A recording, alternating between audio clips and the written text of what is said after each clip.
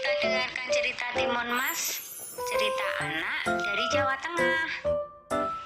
Pada zaman dulu kala, hiduplah sepasang suami istri. Mereka adalah petani yang tinggal di sebuah desa di dekat hutan.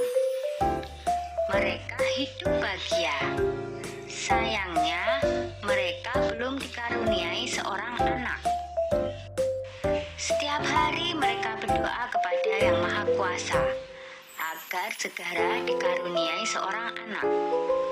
Suatu hari, seorang raksasa melewati tempat tinggal mereka. Raksasa itu kemudian memberi sebuah biji mentimun.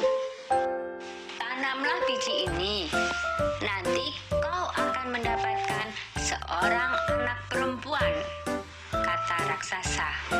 Terima kasih raksasa, kata suami istri itu. Tetapi ada syaratnya.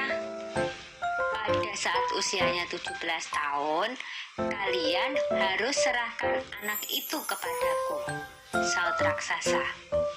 Tanpa pikir panjang, mereka segera menerima biji itu dan menyetujuinya. Suami istri itu kemudian menanam biji mentimun itu.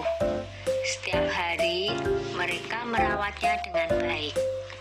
Beberapa bulan kemudian, tumbuhlah sebuah mentimun yang berwarna keemasan. Buah mentimun itu semakin lama semakin besar dan berat. Ketika masak, mereka memetiknya. Dengan hati-hati, buah itu pun mereka potong. Betapa terkejutnya mereka, karena di dalam mentimun itu ada seorang anak bayi perempuan yang cantik dan lucu. Tahun demi tahun berlalu, Timun Mas tumbuh menjadi gadis yang cantik jelita. Kedua orang tuanya sangat bangga padanya.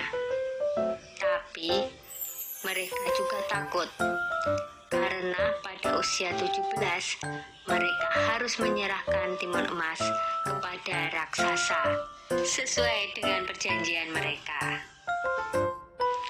Ketika timun emas berumur 17 tahun, si raksasa datang.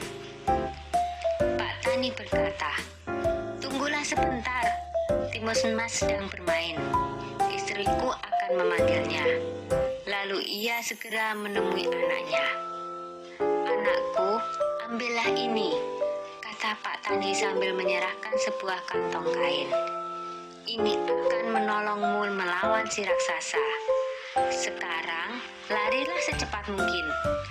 Timun Mas pun segera melarikan diri. Raksasa segera berlari mengejar Timun Mas. Raksasa semakin dekat. Timun Mas segera mengambil segenggam garam dari kantong kainnya. Lalu, garam itu ditaburkannya ke arah raksasa. Tiba-tiba, muncullah sebuah laut di depan raksasa. Dia terpaksa berenang dengan susah payah. Timun Mas berlari lagi, tapi kemudian raksasa berhasil mendekatinya. Timun Mas kembali mengambil benda ajaib dari kantongnya dan dilemparkannya ke arah raksasa. Seketika muncullah pohon dengan ranting dan duri-duri tajam menghalangi si raksasa. Raksasa berteriak kesakitan. Tapi raksasa itu sungguh kuat dan terus mengejar Timun Mas. Maka Timun Mas pun mengeluarkan benda ajaibnya yang ketiga. Ia menebarkan biji-biji mentimun ajaib.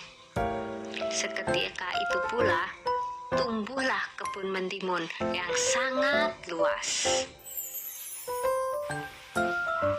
Sampai akhirnya, Timun Mas melemparkan benda ajaib terakhirnya, yaitu segenggam terasi udang yang berubah menjadi danau lumpur yang sangat luas.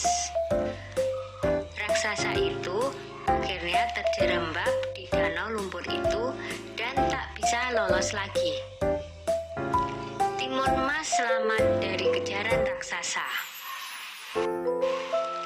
Timun Mas pun kembali ke rumah orang tuanya. Ayah dan ibunya sangat senang melihat Timun Mas berhasil selamat. Sejak saat itu, mereka hidup bahagia bersama-sama.